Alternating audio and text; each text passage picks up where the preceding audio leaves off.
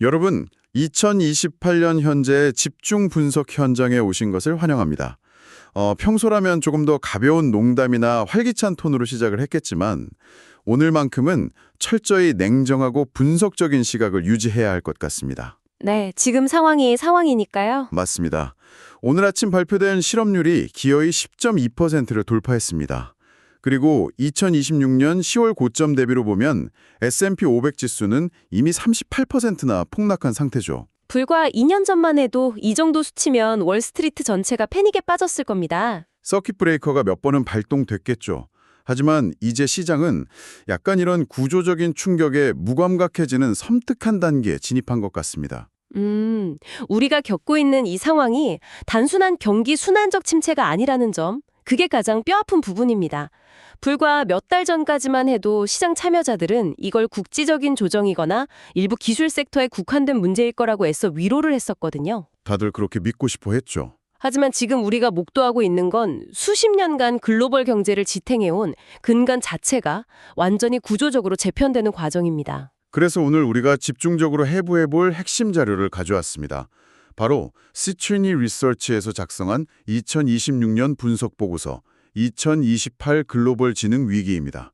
자, 이것부터 하나씩 풀어보죠. 아주 중요한 텍스트입니다. 기업의 마진을 폭발적으로 끌어올려주던 구원자 같았던 AI가 도대체 어떻게 불과 2년 만에 지능 대체 나선이라는 전례 없는 시스템적 경제 위기로 진화하게 되었는지 그 기조의 메커니즘을 낱낱이 파헤쳐 보겠습니다. 이 사태의 본질을 이해하려면 인류가 자본주의 역사 내내 당연하게 누려왔던 지능 프리미엄이라는 개념이 어떻게 붕괴했는지를 봐야 합니다. 지능 프리미엄이요? 네, 거시적 관점에서 들여다봐야 하거든요.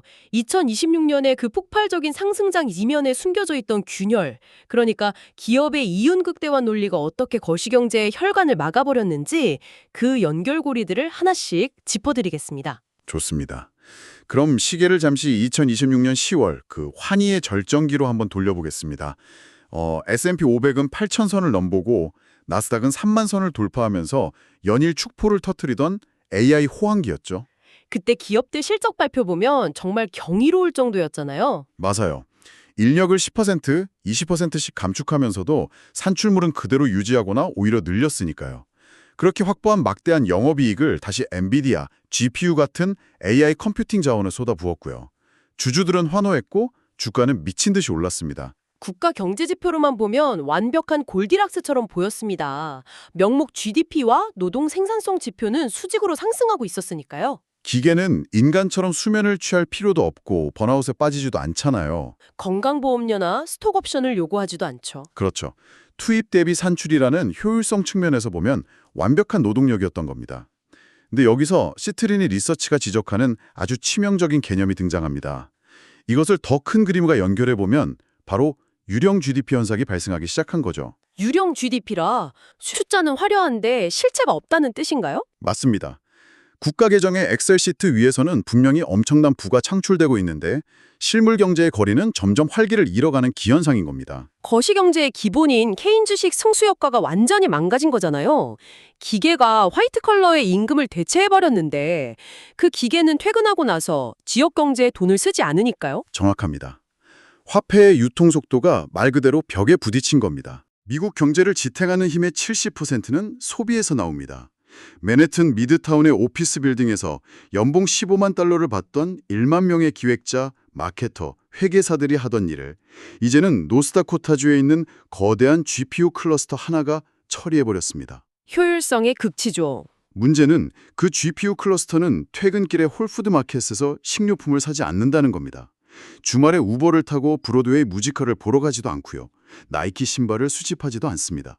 네, 재량 소비재를 구매할 수 있는 실질적인 주체들이 경제 시스템에서 대거 증발해버린 겁니다. 소비 경제의 순환고리가 끊어지면서 맞이하게 된 것이 바로 이 보고서의 핵심인 지능 대체 나선입니다. 악순환의 늪에 빠진 거네요. 흔히 기업들이 새로운 기술을 도입할 때 우리는 그것을 공장을 짓거나 장비를 사들이는 설비 투자로 이해하는 경향이 있거든요. 하지만 이번 AI 사이클은 본질적으로 달랐습니다. 단순히 장비를 늘린 게 아니었죠. 네, 기업들의 AI 도입은 새로운 가치를 창출하기 위한 캐펙스가 아니라 철저히 기존의 인건비를 깎아내는 운영비, 즉 오펙스의 대체 과정이었습니다. 기존 예산 파이를 키우는 게 아니라 파이 안에서 인간의 몫을 기계의 몫으로 치환한 것에 불과했다는 거군요. 기업이 원래 인건비로 1억 달러를 쓰고 AI 소프트웨어에 500만 달러를 썼다면 이제는 인건비를 7천만 달러로 무자비하게 삭감하고 AI 예산을 2천만 달러로 늘리는 시기니까요. 기업 입장에서는 총 비용이 1억 500만 달러에서 9천만 달러로 확 줄어들잖아요. 단계적으로는 영업이익률이 미친 듯이 치솟을 수밖에 없었죠. 하지만 이 개별 기업의 합리적인 선택이 거시경제 차원에서는 아주 끔찍한 피드백 루프를 만들어냈습니다. 그 피드백 루프가 어떻게 돌아가는지 구체적으로 한번 따라가 보죠. 좋습니다. A기업이 AI를 도입해서 화이트 칼라 인력을 감축합니다. 그러면 직장을 잃거나 미래가 불안해진 노동자들은 즉각적으로 지갑을 닫고 소비를 극단적으로 줄이겠죠. 당장 내일이 불안하니까요. 그러면 소비재를 파는 B기업, C기업의 매출이 급감하면서 마진 압반을 받게 됩니다. 이 기업들이 생존하기 위해 선택할 수 있는 카드는 무엇일까요? 역설적이게도 더 공격적인 AI 도입과 추가적인 해고뿐이겠네요. 맞습니다. 브레이크가 고장난 채 내리막길을 질주하는 자동차처럼 경제 전체가 수요 파괴와 고용 파괴의 악순환 속으로 굴러떨어진 겁니다. 이런 수요 파괴가 일선 소비재 시장에만 머문 게 아니라는 점이 더 충격적입니다. 기업들이 사용하는 B2B 도구, 그러니까 소프트웨어 산업의 심장부를 직접 번져갔잖아요. 그 부분이 정말 치명적이었습니다. 보고서에 등장하는 2026년 포춘 500대 기업 구매 담당자의 일화가 그 변곡점을 아주 정확히 보여줍니다.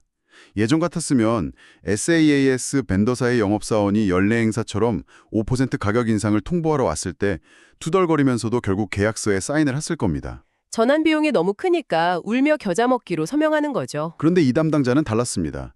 노트북 화면을 열어 보여주면서 이렇게 말했죠. 우리 사내 개발팀이 오픈 AI API를 연동해서 당신들 소프트웨어의 핵심 기능 80%를 단 2주 만에 복제하는 POC를 마쳤다. 우리 자체 시스템으로 갈지 아니면 당신들이 가격을 내릴지 결정해라.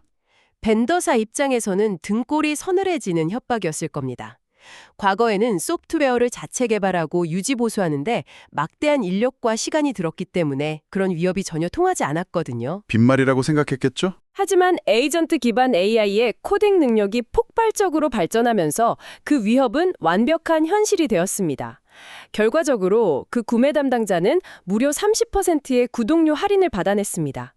거대한 사스 제국들이 수십 년간 쌓아 올렸던 난공불락의 가격 결정력이 단 한 번의 미팅으로 허물어지기 시작한 상징적인 사건입니다. 그 연쇄 반응의 결과가 2026년 3분기 서비스나우의 실적 발표에서 아주 적나라하게 드러났죠.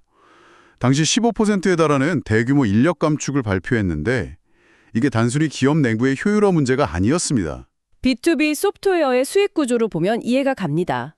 대부분 고객사 직원의 머릿수, 즉 구독하는 좌석수를 기준으로 라이센스 비용을 청구하잖아요. 그렇죠. 시트당 과금을 하니까요. 고객사들이 AI를 도입해서 자체 인력을 15% 해고해버리니 자연스럽게 서비스나우나 세일즈포스 같은 기업들의 소프트웨어 구독 좌석도 15%가 허공으로 증발해버린 겁니다. 고객사의 마진을 극대화해주던 바로 그 기숙이 기계적으로 소프트웨어 생태계의 매출 기반을 갉아먹기 시작한 엄청난 역설이네요. 파괴의 파도에 휩쓸리지 않기 위해 이 소프트웨어 기업들조차 생존 본능으로 스스로를 파괴하는 기술인 AI를 더 깊숙이 도입해야만 했습니다. 개발자와 영업 직군을 잘라내고 그 절감된 비용으로 더 많은 AI 에이전트를 가동해서 더 적은 인력으로 기존의 산출물을 간신히 유지하려 했던 처절한 몸부림이었죠. 이런 마찰제로 경제로의 전환은 기업 간 거래를 넘어 우리의 일상적인 소비 시장도 완전히 붕괴시켰습니다. 2027년 초가 되면서 사용자 개개인의 AI 에이전트들이 24시간 백그라운드에서 구동되기 시작했잖아요. 그때부터 소비자 행동 양식이 완전히 바뀌었죠. 그 결과 도어대시나 우버 이츠 같은 플랫폼 기업들의 비즈니스 모델이 어떻게 해체되었는지 보면 정말 흥미롭습니다. 이전 시대의 소비자들은 귀찮아서 혹은 늘 쓰던 인터페이스에 익숙해져서 비싼 수수료와 배달비를 감수하고 특정 앱에 머물렀습니다. 기업들은 이걸 습관적 중개라는 그럴싸한 용어로 부르며 자신들의 강력한 해자라고 굳게 믿었고요. 하지만 기계의 로직에는 인가의 귀찮음이나 브랜드 충성도라는 개념 자체가 아예 존재하지 않습니다. 전혀 없죠. 사용자가 저녁 식사로 스시를 먹고 싶다고 명령하는 순간 사용자의 AI 에이전트는 0.1초 만에 20개의 배달앱은 물론이고 동네 수시집의 자체 웹사이트, 심지어 지역 배달 대행 업체의 단가까지 실시간으로 크롤링합니다. 그래서 가장 빠르고 저렴한 최적의 조합을 찾아내 바로 주문을 꽂아버립니다. 맞습니다. 인간의 게으름과 정보의 비대칭성에 기생하면서 수조 달러의 기업 가치를 자랑하던 중개 플랫폼들이 그야말로 하룻밤 사이에 증발해버린 겁니다. 마찰이 사라졌다는 건 금융 결제망에도 엄청난 치명타였습니다. 2027년 1분기 마스터카드의 어닝쇼크 사태를 떠올려 보시죠. AI 에이전트들이 결제 프로세스를 어떻게 우회했는지 그 기술적 메커니즘을 보면 아찔합니다. 기존의 카드망을 전혀 쓰지 않았죠. AI 에이전트 간의 거래에서는 2에서 3%씩 떼어가는 기존의 신용카드 클리어링 하우스를 거칠 이유가 전혀 없었거든요. AI 에이전트가 자체적으로 스마트 컨트랙트를 생성해서 솔라나나 이더리움 레이어2 네트워크를 통해 USDC 같은 스테이블 코인으로 판매자의 지갑에 직접 돈을 쏴버린 겁니다. 수수료는 1센트도 안 들고 결제는 단 1초 만에 끝났으니까요. 금융 인프라의 거인들이 독점하고 있던 결제의 마찰이 사라지자 그들이 누리던 천문학적인 수익 모델도 함께 붕괴했습니다. 자, 여기서 우리는 아주 근본적인 질문을 던져야 합니다. 이 엄청난 지각 변동이 단순히 빅테크나 레거시 소프트웨어 기업들의 이익 훼손으로 끝났을까요? 절대 아니죠. 아닙니다. 이 현상은 거대한 금융 시스템 전체의 발작으로 들불처럼 번져나갔습니다. 이제 2.5조 달러 규모로 비대해져 있던 사모 신용 시장의 위기를 들여다볼 차례입니다. 사모크레이 시장이요? 네, 2027년 3분기 금융시장을 강타했던 젠데스크의 50억 달러 규모 사모신용 디폴트 사태는 사실 그 시작에 불과했습니다. 그래서 이게 다 무슨 의미일까요? 사태가 어떻게 금융 시스템의 심장부로 번졌는지, 사모펀드들이 수많은 사스 기업들을 차입 매수 방식으로 인수할 때를 돌아봐야 합니다. 대출기관들이 가장 핵심적인 담보로 잡았던 것이 바로 연간 반복 매출, 즉 ARR이었습니다. 소프트웨어는 구독 모델이니까 고객들이 내년에도 내후년에도 어김없이 현금을 꼬박꼬박 낼 것이라는 강력한 맹신이 있었죠. 그 믿음을 바탕으로 막대한 돈을 빌려준 겁니다. 하지만 AI 에이전트가 기업의 고객 서비스와 티켓팅 업무를 100%에 가깝게 자동화해버리면서 더 이상 비싼 돈을 주고 젠데스크 같은 소프트웨어 좌석 수천 개를 유지할 이유가 사라진 겁니다. 당연히 다 해지를 하겠죠. 반복될 줄 알았던 미래의 현금 흐름이 신기루처럼 사라지자 50억 달러짜리 대출이 그 자리에서 휴지 조각이 되었습니다. 대출의 뼈대가 된 가치평가 모델 자체가 완전히 붕괴한 것입니다. 그런데 이면에는 훨씬 더 소름 돋는 진실이 도사리고 있었습니다. KKR, 아폴로, 블랙스톤 같은 거대 대체 투자 운용사들이 지난 10년간 가장 자랑스럽게 내세웠던 맘업의 단어가 있습니다. 연구 자본을 말씀하시는 거군요. 맞습니다. 그들은 늘 규제 당국을 향해 우리는 은행과 달리 예금 인출 사태, 즉 뱅크런이 일어날 위험이 없다. 우리의 자본은 묶여있는 인내심 있는 자본이다라고 항변해 왔습니다. 하지만 그 인내심 있는 자본의 진짜 주인이 누구였는지를 알게 되면 경악할 수밖에 없습니다. 월스트리트의 억만장자들이나 기관 투자자들의 돈만이 아니었잖아요. 메인스트리트의 돈이었죠. 사모펀드 운용사들은 대형 생명보험사들을 공격적으로 인수했고 그렇게 확보한 평범한 가계의 연금과 은퇴저축액을 방금 우리가 이야기한 그 위험천만한 AI 대체 소프트웨어 기업들의 대출에 무차별적으로 쏟아부었습니다. 완벽한 비극적 아이러니입니다. 화이트칼라 노동자들의 일자리를 빼앗고 있는 기업들에게 자금을 대준 전주가 알고 보니 그 노동자들 자신의 피 같은 은퇴 자금이었던 셈이니까요. 내 돈으로 나를 자르는 기계를 산 격이네요. 결국 2027년 말 사태의 심각성을 인식한 금융규제 당국이 개입합니다. 생명보험사들에게 건전성 강화를 위한 자본 확충을 지시하죠. 보험사들은 현금을 마련하기 위해 들고 있던 우량 자산들까지 시장에 헐값으로 내다 팔아야 했고 이는 전방위적인 자산 가치 하락으로 이어졌습니다. 파이어 세일이 일어난 거네요. 보고서는 이 일련의 연쇄 반응을 완벽한 데이지 체인이라고 묘사했습니다. 서로 촘촘하게 엮여있던 상관된 베팅들이 하나둘씩 끊어지면서 글로벌 금융시장 전체의 유동성을 말려버린 겁니다. 이런 거시금융의 붕괴는 결국 실물 경제에서 살아가는 사람들의 비극으로 귀결될 수밖에 없습니다. 이 보고서에 담긴 개인의 사례들을 읽다 보면 정말 남일 같지가 않아서 모골이 송연해집니다. 피부로 와닿는 이야기들이 많았죠. 2025년까지만 해도 샌프란시스코에서 연봉 18만 달러를 받으며 훌륭한 의료보험과 401k 연금 매칭까지 꽉꽉 채워 누리던 세일즈포스의 시니어 프로덕트 매니저 사례가 나옵니다. 그는 부서 전체가 AI로 대체되며 해고된 후 수십 번의 재취업 시도 끝에 결국 연수익 4만 5천 달러를 버는 우버 기사로 전락하고 맙니다. 그 한 명의 비국이 수백만 명 규모로 복제되었다는 것이 이 2028년 위기의 본질입니다. 2027년 3분기 미국의 신규 실업수당 청구 건수가 48만 7천 건으로 폭증하면서 역사적인 기록을 갈아치웠잖아요. 어마어마한 숫자였죠. 이 화이트 칼라 상위 소득자들은 전차 고용 시장에서 머리수 비중은 절반 이하였지만 미국 전체 재량 소비의 무려 75%를 떠받치고 있던 경제의 절대적인 기둥들이었습니다. 일반적인 블루칼라 중심의 불황에서는 해고 즉시 씀씀이를 줄이는 패턴이 나타나지만 이들은 달랐습니다. 버퍼가 있었으니까요. 네, 해고를 당한 후에도 막대한 퇴직금과 모아둔 주식, 넉넉한 신용카드를 돌려막으면서 몇 달 동안 예전과 같은 라이프스타일을 유지했습니다. 지표상으로는 겉보기에 경제가 여전히 탄탄한 것처럼 착시를 일으켰던 겁니다. 그러다 개인들의 버퍼가 임계점에 달하는 순간 마치 절벽에서 떨어지듯 거시서기 지표가 산산조각에 나버렸습니다. 소비만 무너진 게 아닙니다. 이 사태는 13조 달러 규모의 미국 주택담보대출, 즉 모기지 시장이라는 거대한 화약고에 불을 붙여버렸습니다. 뇌관을 건드린 거죠. 2008년 서브프라임 모기지 사태의 기억을 가진 여러분들은 이렇게 반문하실 수 있습니다. 지금 대출받은 사람들은 2008년의 닌자 대출 때와는 다르지 않냐. 신용점수도 높고 소득 증빙도 철저히 거친 프라임 우량 차주들인데 대체 무슨 문제냐고 말이죠. 그 지점이 바로 2008년의 위기와 현재 2028년 위기의 결정적이고도 절망적인 차이점입니다. 2008년에는 애초부터 집을 살 능력도 대출을 갚을 소득도 없는 사람들에게 돈을 뿌린 대출의 질 자체가 문제였죠. 시스템적 부실이었죠. 하지만 지금 샌프란시스코, 시애틀, 오스틴 등 기술 허브 도시들을 중심으로 발생하고 있는 8에서 11%의 집값 하락과 연체율 급등 사태는 양상이 완전히 다릅니다. 이들은 파이코 신용점수 780점 이상의 초우량 차주들입니다. 은행의 대출 심사는 완벽했고 대출 포트폴리오 자체는 더할 나위 없이 건전했습니다. 대출은 완벽했는데 차주들의 미래 현금 흐름을 보장해주던 그 직업 자체가 기계에게 영구적으로 넘어가 버린 거군요. 바로 그겁니다. 은행은 이 훌륭한 연봉을 받는 화이트 칼라들이 앞으로 30년 동안 이자를 꼬박꼬박 낼 것이라 믿고 돈을 빌려줬습니다.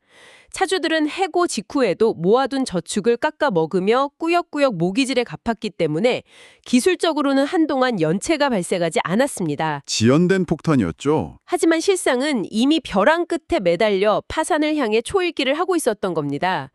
소득의 원천이 영구 소멸한 상태에서의 건전한 대출이라는 건 애초에 성립할 수 없는 모순이니까요. 이 상황이 이토록 절망적인 이유는 전통적인 경제정책 도구들이 완전히 무력화되었기 때문입니다.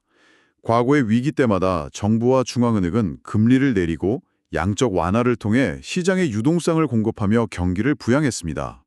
하지만 지금 연준이 기준금리를 0%로 내린다고 해서 혹은 마이너스로 내린다고 해서 기업들이 다시 사람을 고용할까요? 절대 아니죠. 18만 달러짜리 인간의 업무를 월 200달러 구독료의 AI 모델이 완박하게 심지어 더 빠르게 처리하고 있는데 이자율이 싸졌다고 인간을 다시 채용할 CEO는 이 세상에 없습니다. 자본 비용의 문제가 아니니까요.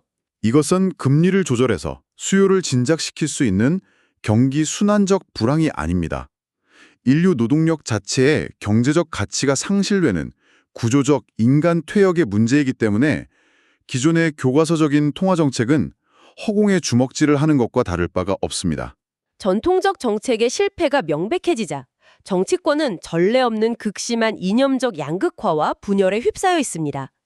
현 상황을 타개하기 위해 양진영이 내놓은 해법은 완전히 대척점에 서 있죠. 우리는 이 정치적 논쟁을 어떠한 가치 판단 없이 있는 그대로의 사실로만 전달해 드리겠습니다. 양측의 주장이 아주 첨예하니까요. 먼저 좌파 진영에서는 현재 상황을 타개하기 위해 공유된 AI 번용법이라는 매우 급진적인 법안을 강력하게 추진하고 있습니다. 이 법안의 논리는 명확합니다. 국가가 AI의 두뇌 역할을 하는 컴퓨팅 연산 자체에 직접적인 세금을 부과하자는 것입니다. 나아가 AI 인프라가 창출하는 막대한 수익의 일부를 국부펀드나 로열티 형태로 강제 징수해서 직업을 잃은 사람들에게 조건 없는 기본소득 형태로 직접 분배해야 한다고 주장합니다. 세수 확보와 재분배를 동시에 하자는 거네요. 네. AI가 학습한 데이터 자체가 인류가 집단적으로 축적해온 지식의 산물이니 기계가 번 돈의 일부는 인간에게 배당으로 돌아가야 한다는 분배의 논리입니다. 반면에 우파 진영의 입장은 이와 정면을 충돌합니다.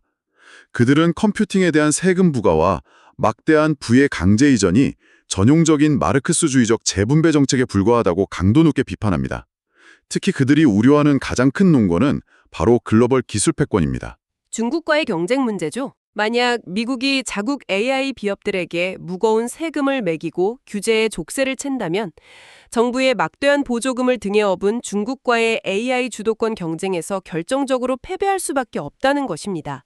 이는 범용 인공지능 시대에 국가 안보 차원의 재앙을 초래할 것이라는 안보적 접근입니다. 일자리를 잃은 자국민을 구제해야 한다는 분배와 생존의 논리, 그리고 글로벌 패권 경쟁에서 밀리면 국가 전체가 위태로워진다는 안보와 경쟁의 논리가 팽팽하게 맞서고 있습니다. 해결책을 찾기가 쉽지 않아 보입니다. 그 사이에서 정부마저도 급감하는 소득세 세수와 치솟는 재정 적자의 압박 속에 이렇다 할 결단을 내리지 못한 채 정책적 마비 상태에 빠져 있습니다. 자, 이제 오늘 우리가 다룬 이 방대하고도 뼈아픈 분석을 갈무리해 보겠습니다. 네, 정리가 필요할 것 같네요. 지난 수십 년간, 아니 어쩌면 산업혁명 이후 현대 경제를 떠받쳐온 모든 뼈대들, 화이트칼라 노동시장의 급여 구조, 미래 소득을 담보로 한 모기지 대출의 산정 방식, 심지어 국가의 소득세 증수 시스템에 이르기까지 이 거대한 아키텍처는 단 하나의 확고한 전제에 의해 세워져 있었습니다. 바로 인간지능의 희소성이라는 프리미엄이었습니다. 가장 중요한 문장이네요. 인간지능의 희소성. 육체노동은 기계로 대체될지언정 방대한 데이터를 분석하고 논리적으로 판단하며 소통하고 기획하는 지능적 역량만큼은 오직 인간만이 가진 고유하고 희소한 자산이라는 굳건한 믿음이었죠. 다들 그렇게 믿어 의심치 않았습니다. 하지만 2028년 현재 이 마지막 보루였던 지능 프리미엄마저 기계지능으로 대체되면서 우리는 경제의 근간인 송두리째 흔들리는 고통스러운 재평가 과정을 지나고 있습니다. 오늘 시트리니 리서치의 보고서를 바탕으로 구조적인 붕괴 과정을 상세히 짚어봤습니다만 마지막으로 여러분께 이 자료의 논의를 한 걸음 더 확장하는 본질적인 화두를 하나 던지고 싶습니다. 어떤 화두인가요? 과거 수백 년의 자본주의 역사 동안 자본은 점차 풍부해졌고 인간의 지능은 언제나 희소했습니다. 그래서 똑똑한 사람들은 엄청난 보상을 받았죠. 그런데 이제 거대한 데이터 센터와 GPU 클러스터를 통해 기계 지능이 마치 수도꼭지를 틀면 쏟아지는 물처럼 흔하고 무한하게 공급되는 세계가 도래했습니다. 완전히 패러다임이 바뀐 거네요. 그렇다면 질문은 이것입니다. 이 기계 지능의 무한한 과잉 공급 속에서 미래 경제의 진정한 희소성을 결정짓는 새로운 핵심 자원은 과연 무엇이 될까요? 물리적 서버를 무한히 증설하기 위해 필요한 지구상의 절대적인 물리적 공간일까요? 공간의 가치가 올라갈 수도 있겠네요. 아니면 그 거대한 기계의 뇌를 박동하게 만들 막대한 에너지일까요? 그것도 아니면 끝없는 기계의 논리와 연산의 바닷속에서 역설적으로 오직 인간과 인간만이 서로의 눈을 맞추고 체온을 나누며 맺을 수 있는 순수한 신뢰일까요? 모든 것이 AI로 대체되고 시뮬레이션 되는 시대에 결코 알고리즘으로 대체 불가능한 단 하나의 가치가 무엇일지 깊이 고민하게 만드는 날카로운 질문입니다. 여러분도 각자의 답을 고민해 보셨으면 좋겠습니다. 오늘 저희가 준비한 집중 분석은 여기까지입니다. 여러분, 우리는 지금 과거의 진리라고 믿었던 상식들이 속절없이 무너지고 아직 이름조차 붙여지지 않은 새로운 질서가 태동하는 극도의 혼란기 한가운데를 관통하고 있습니다. 오늘 들으신 2026년에서 2028년 사이에 이 참혹한 연쇄 반응의 구조를 곱씹어 보시면서 여러분의 포트폴리오와 앞으로의 커리어가 이 낯설고 냉혹한 새로운 균형점에 어떻게 대비하고 있는지 꼭 한번 진지하게 점검해 보시길 바랍니다. 끝까지 귀 기울여 주셔서 감사합니다.